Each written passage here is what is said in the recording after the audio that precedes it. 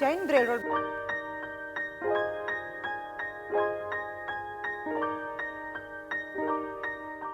જય Jinendra. Welcome to Sanjeev Kapoor ખજાના. હું છું અમીષા ને આજે હું તમારી સમક્ષ જૈન રેસીપીનો ખજાનો લઈને આવી છું.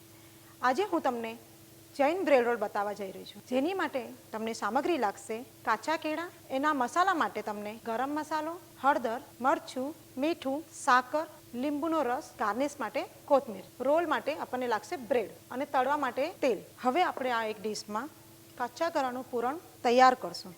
કાચા કેળાનું જે હોય સ્ટફિંગ એ થોડું ઢીલું હોવું જોઈએ, કેમ કે નોર્મલી આપણે એને બાફીએ તો એમાં પાણીનું પ્રમાણ જે હોય છે એ બહુ ઓછો હોય છે, એટલે એને થોડું પ્રોપર મેશ કરી લેવું. એની અંદર હળદર, મરચું, ગરમ મસાલો, સ્વાદ માટે થોડું શું મીઠું, સાકર. જૈનોમાં ગળપણ ખટાશ વગર તો ચાલતું જ નથી, એટલે એમાં થોડો લીંબુનો રસ. આપણે એનામાં કોથમીર નાખીને પ્રોપર હલાવી લઈશું.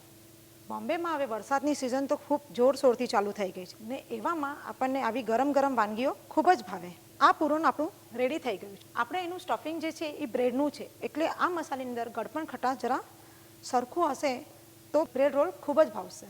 એના હવે આપણે નાના નાના ગોળા બનાવી લઈશું,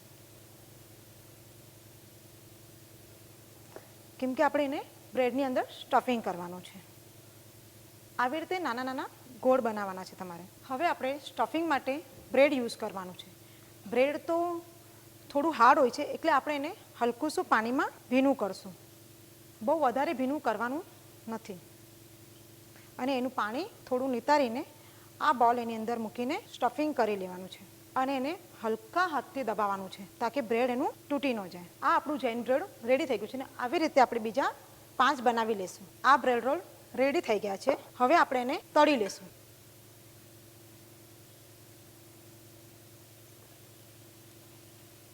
હલકા બ્રાઉન થાય ત્યાં સુધી આપણે એને તળતા રહીશું. આ પણ એવી વસ્તુ છે કે વરસાદની સિઝન હોય, બારે વરસાદ પડતો હોય અને ગરમ ગરમ બ્રેડ રોલ સાથે ચા, એની મજા જ કાંઈ અલગ હોય છે.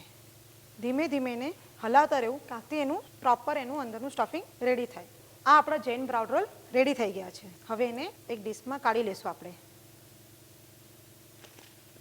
આ જૈન રોલ રેડી થઈ ગયા છે. વરસાદની સિઝનમાં ગરમા ગરમ સોસ અને ચટણી સાથે આને તમે માણી શકો છો.